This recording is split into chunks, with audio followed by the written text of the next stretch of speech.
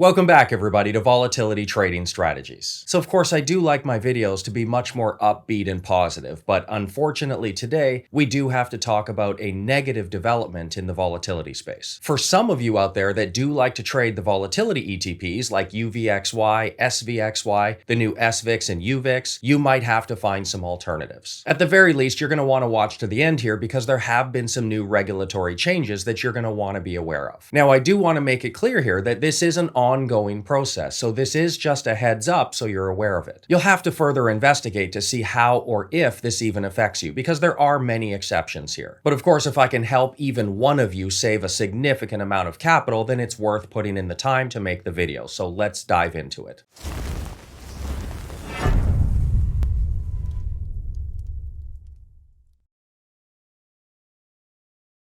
Getting straight into it here, I'm going to go over 7 points, and the first is the announcement of a new withholding tax which will affect the volatility ETFs. It says, as a result of recent U.S. legislation under Internal Revenue Code Section 1446F, gross proceeds, and that's important, gross proceeds from sales of and certain distributions from publicly traded partnerships, PTPs, will be subject to 10% withholding starting on January 1st, 2023. This is now in effect and it will apply going forward. So in basic English, what does this mean? Well, simply put, anytime you sell shares in what is deemed a PTP security, and we'll go through the list in a minute here, but any proceeds of those sales will be subject to a 10% withholding tax on the entire amount. So very important to note here, this is not 10% of profit. It's 10% of the total notional value of the shares that you sell. So this is a pretty steep penalty. The second point, though, may offer some solace to many of you, and that is who this tax applies to. It says, withholding applies to PTPs held by non-US tax residents, both individuals and entities. So as of now, this only affects non-US residents. But going forward, who knows, right? Because the government, the man, isn't exactly in the business of making things easy for us investors. They'll claim they're doing all these things to protect us from ourselves, but I don't know about you, I like to be my own risk manager. I don't want or need anybody else telling me what I can and can't do with my own money. But laws are laws, and this is it now. So for non-US residents, we have to find alternative ways to gain exposure to the volatility space. Point number 3, you might be wondering what securities we're talking about here. Maybe you don't even use them, right? Now, unfortunately, the list is quite extensive. If I scroll through this, you can see there is an awful lot of securities here, and it goes on and on. There's hundreds of them. So this isn't something that is very hyper-specific. But to narrow that down for you, this is a list of the volatility-specific securities that are considered in that PTP category. You'll notice these are several of the go-to favorites for volatility traders. VIXY, UVXY, UVIX, and VIXM on the long volatility side, and then SVXY and SVIX on the inverse volatility side. These are considered PTP securities. Now, the next point, and this is very important, it's possible there are some exemptions here. It's a dynamic situation, and some of those vol products might move on and off the list and have differences at certain brokers. The announcement says, exemption from withholding may apply if a PTP releases a public statement called a qualified notice to indicate that the PTP meets the requirements of IRC section 1446F 4B3 to be exempt from withholding. So some securities, it seems, even if they are deemed PTP, can still be exempt from this rule with that qualified notice. So as of now, and of course remember the situation can change, but right now, which securities are those? So we can see here it says PTP securities with known qualified notice. This is the current list as of January 8th, 2023. And we can see right off the bat, there's SVIX and UVIX. So there's 2 of the 6 from that list. If we scroll down a little bit further, we can try to eyeball some of these.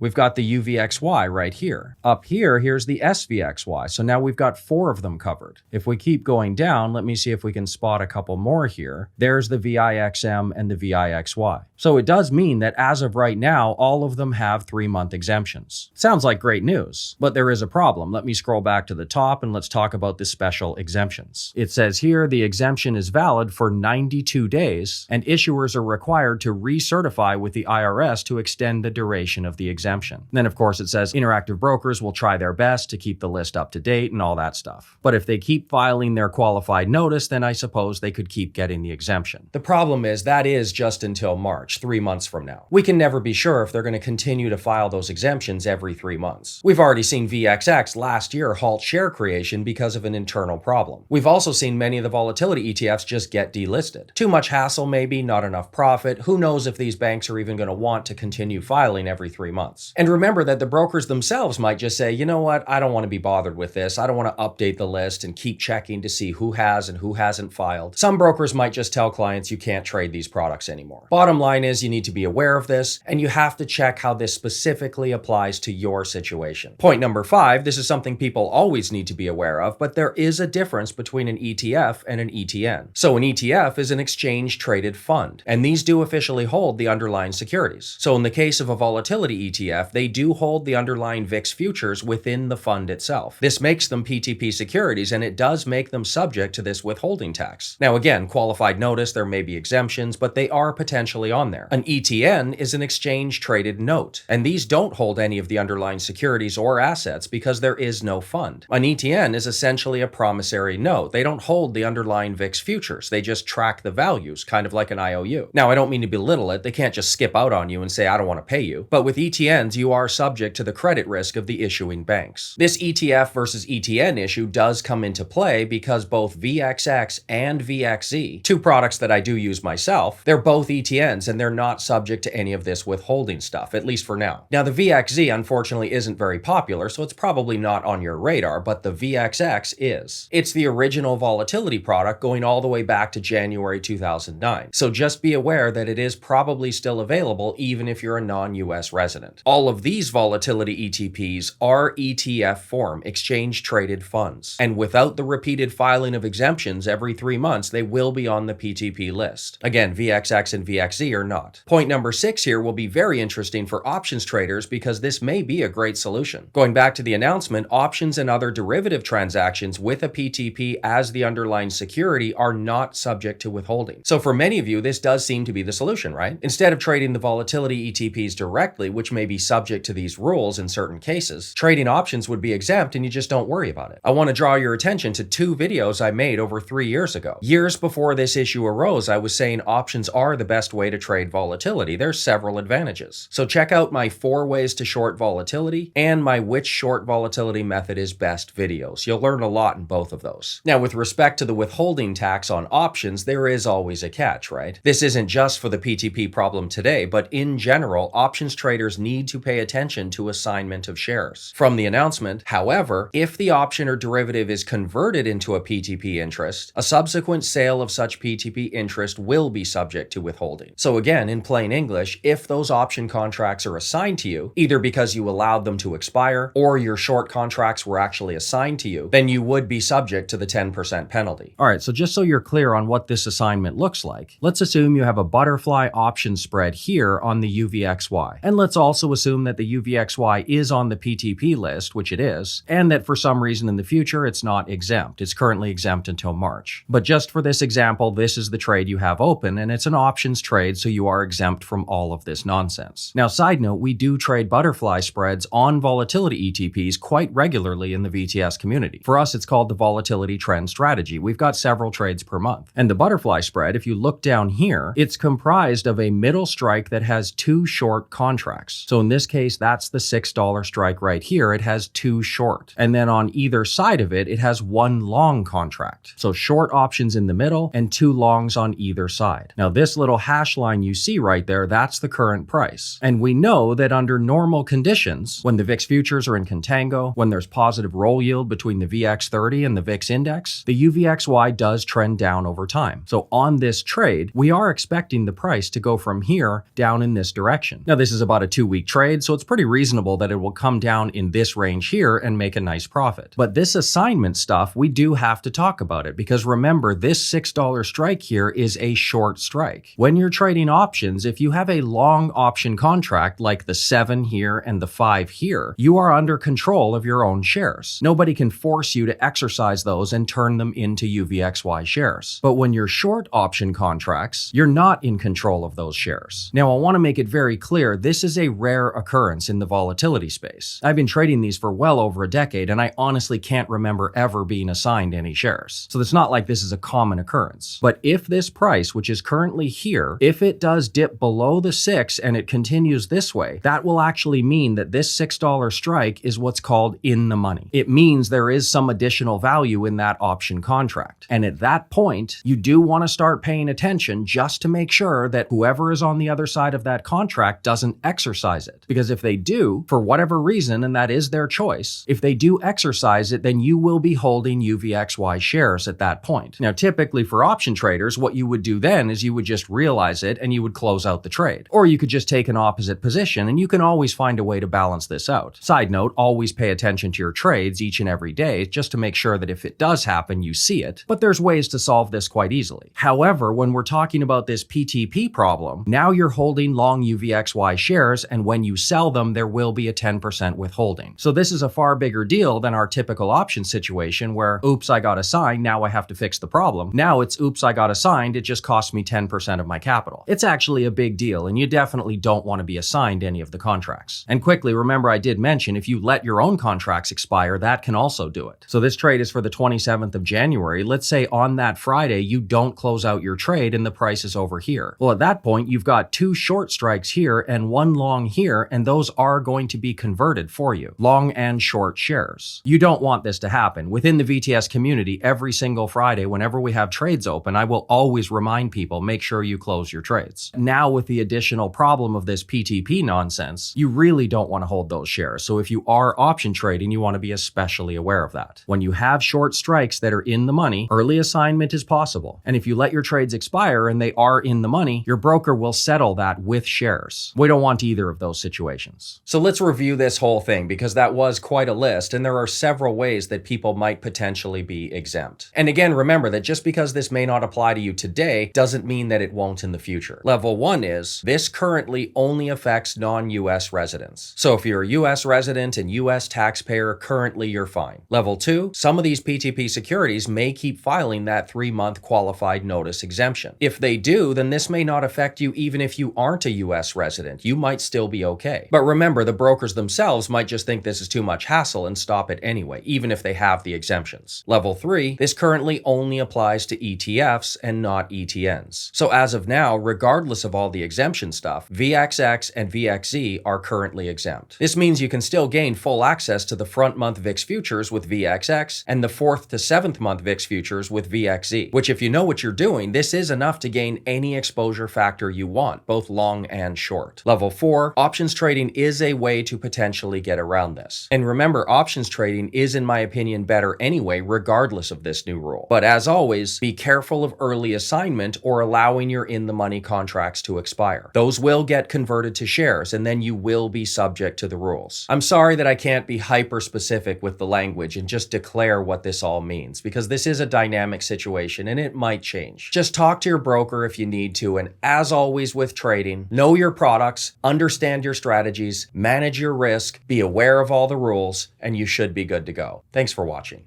So for an extensive volatility metrics dashboard updated daily, and to see all of the live trades for our tactical rotation and option strategies, click this link right here and claim your free trial to the VTS community. You're always welcome to join us anytime. See you next time.